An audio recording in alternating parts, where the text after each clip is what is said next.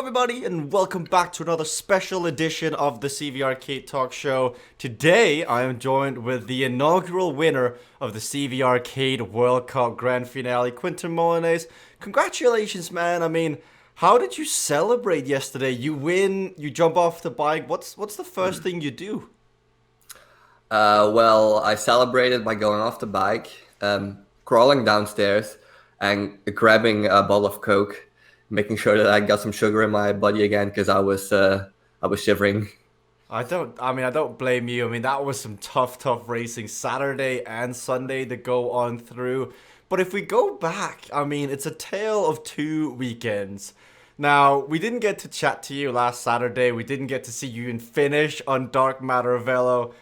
Can I just get your opinion? What happened when you went down that last weekend? Okay, so I think everybody knows by now that we had a plan with Team CyclingHub to get 4 people in the final.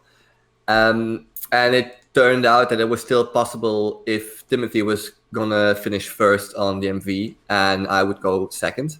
And for a second, it looked like it was gonna work as well until Timothy crashed by fat fingering his arrow key. And then I tried in the final lap. I tried to slow Casey down and Seb down, but I couldn't slow down fast enough so that Timothy would pass.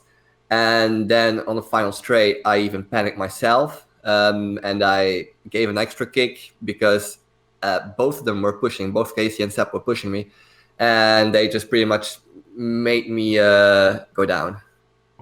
What happens then? Because like all we see from the stream is a bike on a trainer, an empty room. What happens then?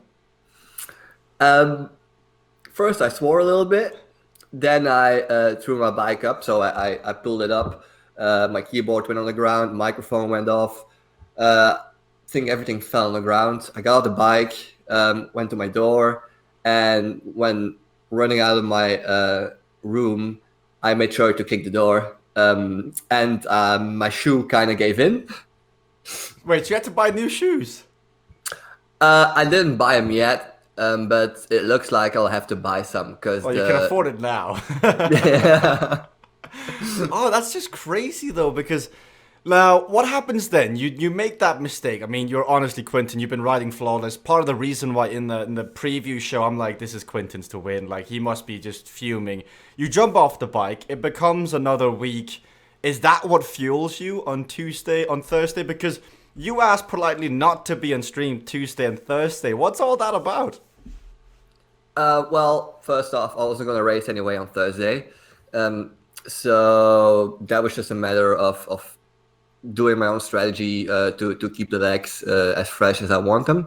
But Tuesday, I was still pretty heated about what happened on Saturday, and I figured I wasn't going to be responsible for any outlashes on stream, so I figured I might as well just say I'm not going to stream tonight.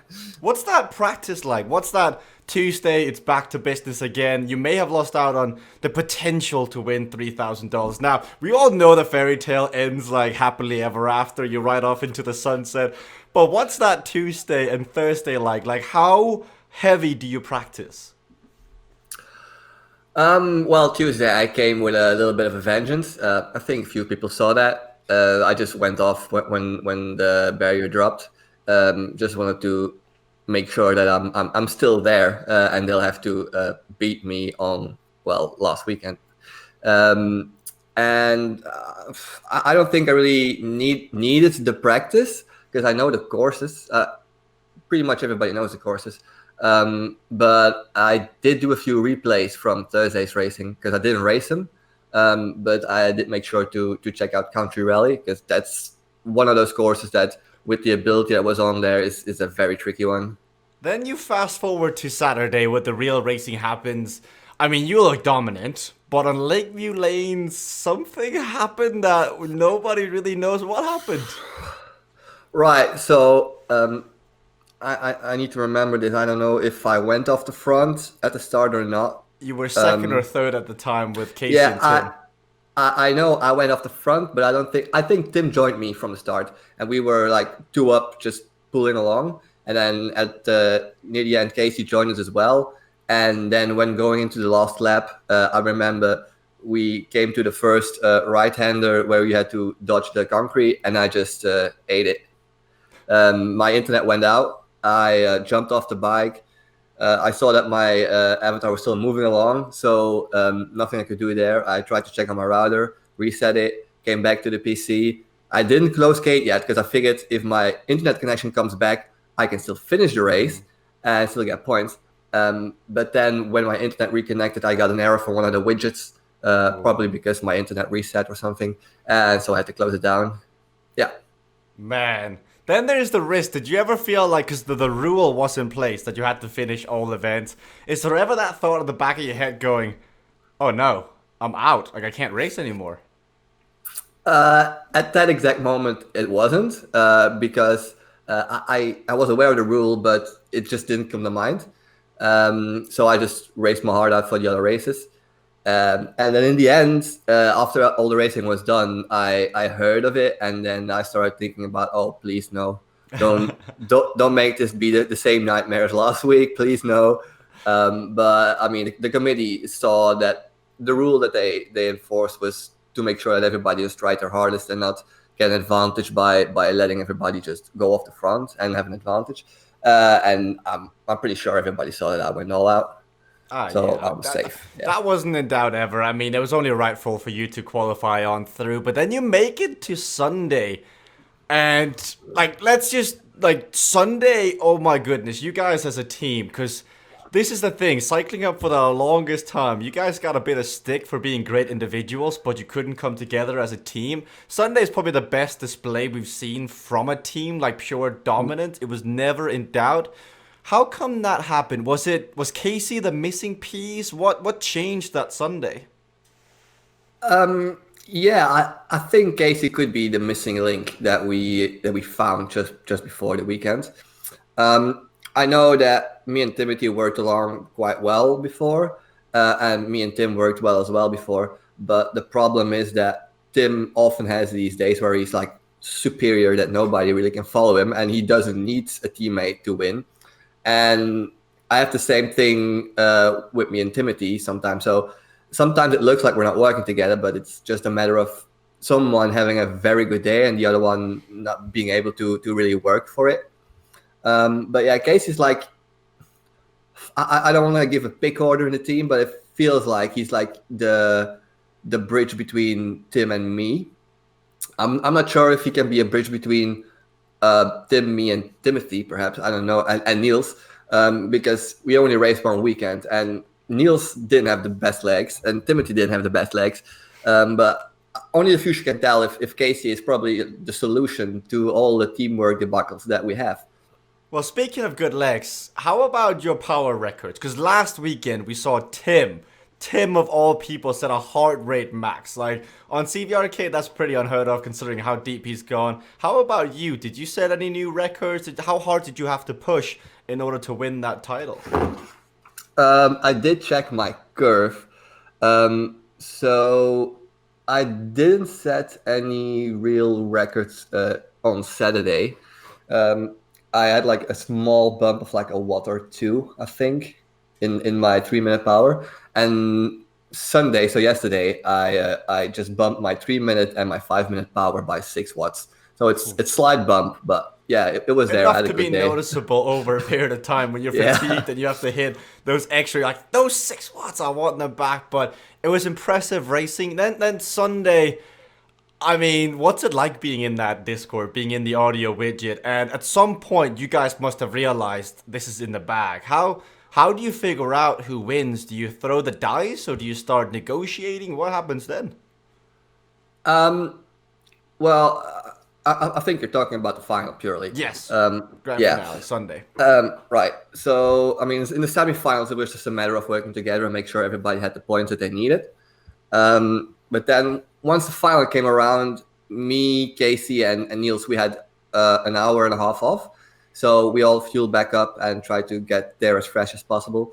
And I took in so much sugar that 2 minutes before we started on Lakeview lanes, I started to shiver. And I told the Discord, like, Guys don't know if it's the nerves or if it's the sugar rush, but I'm shivering.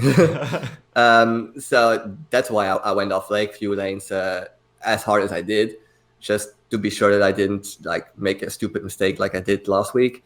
I felt the legs were there, and so I kept it steady. And well, the other guys just got away from the three competitors. I weighed up a little bit. Well, not really weighed up, but I just kept it at FTP. And we worked together. And in the end, this was the only gift that we got. What I got was the victory on Lakeview Lanes. We didn't really sprint for it as if we were competitors, but we just said, just keep pushing and just launch a sprint. And if it's possible, we'll give you the victory. And that's what happened. Well, in the end, it turned out well with you winning, like, just really thoroughly at the top. It was never in doubt. So, Quentijn, you now have your name written in the stars. Wherever this journey takes us in CVRcade, you are the first ever Grand Champion. What does that mean to you? Like, money aside, just the pure legacy, how cool is it to be the first ever Grand Champion? It's a weird feeling. It really is. And I mean, even the money wouldn't have mattered that much to me. I mean, it's amazing to have, and it's really welcome because of my purchase. But there was a moment in the what was it, Fantastic Agency race where my legs were starting to hurt so much that I thought that Casey would drop me as well, and I was about to say on Discord, Tim, how about I pay you and I get the victory instead? But it's an amazing feeling because we all fought for it. Like I said, the first two races probably were like a little bit of a giveaway to whoever got in front got it. But Fantastic Agency, that was very brutal. And so was Country Rally. We worked a little bit together, me and Tim. But then with a lap or two to go, we each started digging into each other and he got the better of me. What's the signs of that for season 2 now? Because you've got the crown, which means you are the marked man. Tim felt that this week. Now, next year, 2020, when we start again, what's in store for you guys? What's in store for Quentijn Mulleneers and CyclingHub? Is it more of the same, or how is the pecking order going to be set out? Because you can't all be winners. Yeah, that's right to an extent that we can't all be winners. But I feel like Tim is considerate enough, and so am I, and so is Casey, to divide and conquer. So Tim got the bracket session, and I got the grand final. But I think we're considerate enough to make sure that nobody feels left out. Does this mean Casey is the champion of 2020 season 1? I mean, could be. Didn't hear it from me. You might need to watch the paper again. Perhaps there's another article coming. Who knows? Yeah. But no. I was going to say something very smart. I don't know. It feels right now that we're going to dominate, but I'm pretty sure that is going to melt like snow for a sun. Because I mean, if you look at it, the gap on, let's say, Fantastic Agency between us three at the front and Ryan was like 8 seconds, 10 seconds. So either we make a mistake, Ryan is back, or Ryan pushes a little bit harder, a little bit sooner, and is in our wheel. So it often looked on stream like we were dominating like there's no tomorrow. But realistically, the gap is pretty small, or was pretty small. So. Well, now the last question before, I know you're busy, Quentijn.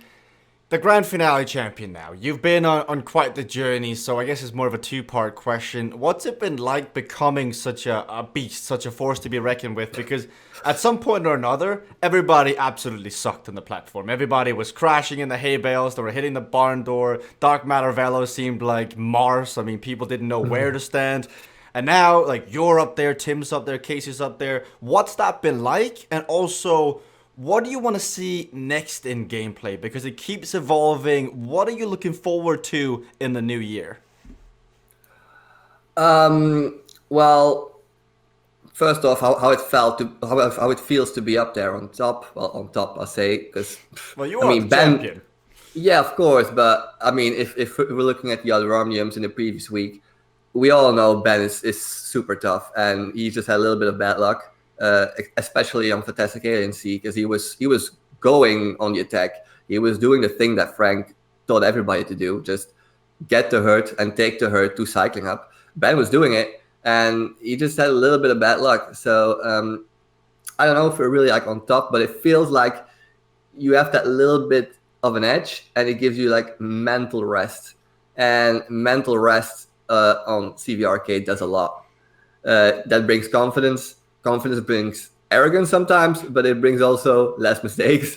So that's an amazing feeling to have, knowing that you like have a shot to win. So it doesn't really makes you think like, okay, I'm in here just to take third place or fourth place. No, I'm in here to win it. So that feels amazing.